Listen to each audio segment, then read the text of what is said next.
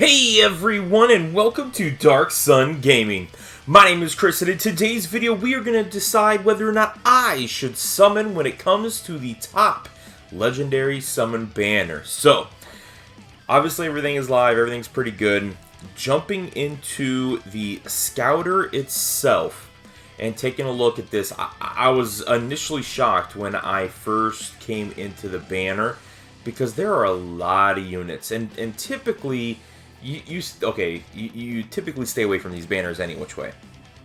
You're usually only getting, 8 summoning units that are SSRs, but this one's got 12. Okay, so obviously we have the first 2 units, which they are both very, very good. Okay, the more and more that I read them, the more and more I kind of let things sink in, the more and more I liked them. I thought that they were actually really good. Not that they are going to be the #1 units. It's not like they're beating out Dokkan Fest exclusive LRs. It's just the fact that the teams that they're on really needed them. And even though it's not as large of a category, it's not bad. Vegeta's on 8, Gohan and Krillin are on 5, which isn't bad. I mean, the ones that they're on are units that could use some more oomph. So that's kind of interesting. This guy right here, I actually still need him. I only have one of his, so at 55%, could definitely use him. He's actually only like at 79%, so, that's pretty good. That's 4 units I could use, but I think that's pretty much kind of where I end. I don't need him. I don't need really any of these guys from this standpoint. I mean, everybody is maxed out from here. I might need 1 copy of him. So it's, yeah, I mean, this banner, that's what makes these banners so difficult. So are these guys worth jumping in and getting and trying to strive for? Now, the top legendary summon banners have a typically are pretty, okay when it comes to different things. I mean, I've pulled a lot. You've got a lot more LRs that are in the pool, so it definitely helps out a lot on that standpoint. But the thing that I really am looking forward to is the fact that on my gold coins, I'm only 78 gold coins away. So for me to jump in and use 400 stones gets me to the 500 gold coins. So that's the reason why I am going to be jumping in on the banner, is because of that. Otherwise, I'm kind of off of legendary summon banners. I mean, the LRs that have been coming out lately haven't been all that fabulous. I mean, they've been good, don't get me wrong. I mean, obviously, Turles is good. You've got Jiren that's good. I actually still don't have the Super Saiyan 2 Gohan.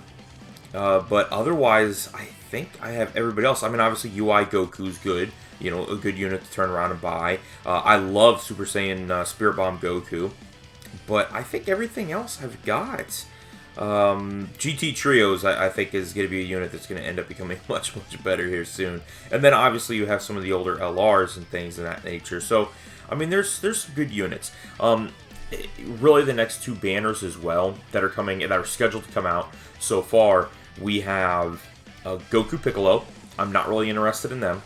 So I depending upon some different things, I can't imagine going into that banner. And then Janimbo would have been the only other one I'd be thinking about going after, which that's part of the reason why I want the 500 red coins, is that depending upon other things that are going on, I may not go into that banner. So that's part of the reason why I'm trying to make that decision from there. Now, if we even break it down a little bit further and taking a look at the units, I mean, this right here, I know these guys aren't on the current banner. I just got to change some stuff up. So obviously, like I said, I mean, I could still use, this guy, which he's only at 69%, so never mind. I could really use them, so that's pretty good. And I haven't even done anything because I just recently picked up the Krillin. But as far as units that I think benefit from these guys, part of the reason why that I have these guys is we all know that these 2 here are probably, we can all argue who the best unit of the game is, but these guys are definitely, top tier, that are among that conversation of who is the best. And both the really Krillin and a little bit of Vegeta, but mainly Krillin, utilizes a lot of what these guys have, which is that additional ki building, which means that he can get his ki up very quickly. His active skill can be activated twice. Once before his exchange, and then again after his exchange. So that is pretty interesting when it comes down to having those. Then these guys here obviously get not so much of a big boost. I have a feeling that we're going to turn around and see an Easy A.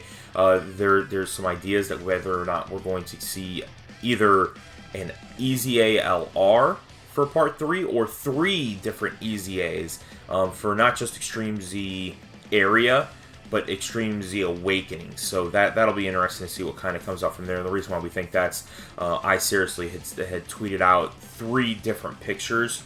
So was he tweeting out 3 different pictures for 3 different Easy A's, or was he tweeting out 3 different pictures showing the 3 steps for an LR? That's kind of the question that we just don't really know. GT Trio, I think, got really good with both of these because of the fact that they are Ki +4 170 across the board for Dragon Ball Seekers, and then the Ginyu Force got so much better with it. At the end of the day, Dragon Ball Seekers, I think, is the team that got the best boost. So that's very beneficial on that standpoint for them. Another unit that I think finally got some love is Broly, Chile, and Lemo. They actually share 5 links with the Goku, and with Krillin and Gohan. And let me check something here real quick. Okay, so this right here is the Krillin and Gohan, and this is on the web-api.eu.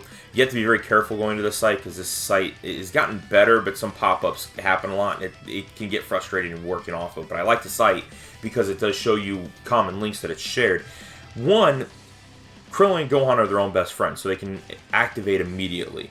But yeah, they share 5 links with the Chile, Broly, and Lemo. So that's pretty good. And then when it really comes down to their 4 links, that's where you kind of struggle. One, they got 4 links with MUI, which is really good. But then with their, really some of the top joined forces teams, they definitely share a lot of links with them. So that's pretty nice. And then really once you get down to 3 links, I mean, that's where you're kind of starting to get through, again, some of the best units of the game. They actually link up very well with, I mean, you got UI Goku, you've got AGL Gohan, the new Super Saiyan Goku, you've got the original 3rd year Super Saiyans, and then you've got the Go Bros. I mean, so the LRs, they link up actually like oddly well with, so that's pretty interesting. Not to mention, you know, being able to do a lot of other boosts, but that is something that's pretty interesting right there. Now, jumping over to the Saiyan Pride Vegeta Goku, the thing that's awesome about this unit, and I love this, this is the way every LR needs to be. He's his own best friend. He's his best friend once he transforms into Goku, so that's a huge benefit. And not only that, he's his own best friend at his TUR level. So if you, granted, you're talking about doing a whole lot of things in the future, doing all kinds of different stuff on that standpoint, but those are his best friends. Not to mention this Vegeta, I've seen this Vegeta hit 10, 11 million. I mean, this dude is a wrecking ball. And if, you know, I think, yeah, you're not going to see his transformation a whole lot, but you don't need his transformation. He's going to be having 250 to 300,000 defense. Again, 10, 11 million attack stat when he's rainbowed. So you don't need that. I mean, his transformation skill is almost kind of like that bonus. Not to mention, if I could see them turning around and possibly easying the angry strength Super Saiyan Goku, that could be interesting to have on the team because he basically makes it so he could survive the KO. But he will only have 1 health, which then activates his revival mechanic. So pretty interesting things from that standpoint, but otherwise it's pretty, I think pretty good. Definitely going to go for him, and we'll have to wait and see. But otherwise, that's it. That's today's video. If you haven't done so already, make sure you go down and hit that red subscribe button, and don't forget that notification bell so you're notified each and every time that I'm uploading a new video. And let me know down in the comments below, 1, how your summons went, I guess 2, I guess 1, whether or not you decided to go ahead and summon for it. But yeah, I'm going to go ahead and go. I'm going to go 400. Unless I get these guys, whoa, what the heck, moving my stuff all around. Unless I pull them very early on, I plan on going 400 deep into this banner. If I get it, I get it. If I don't, I don't. I'm going to have the units, and we'll just kind of go from there. But otherwise, that's it. That's today's video. Thank you very much for watching. We'll talk to you guys later.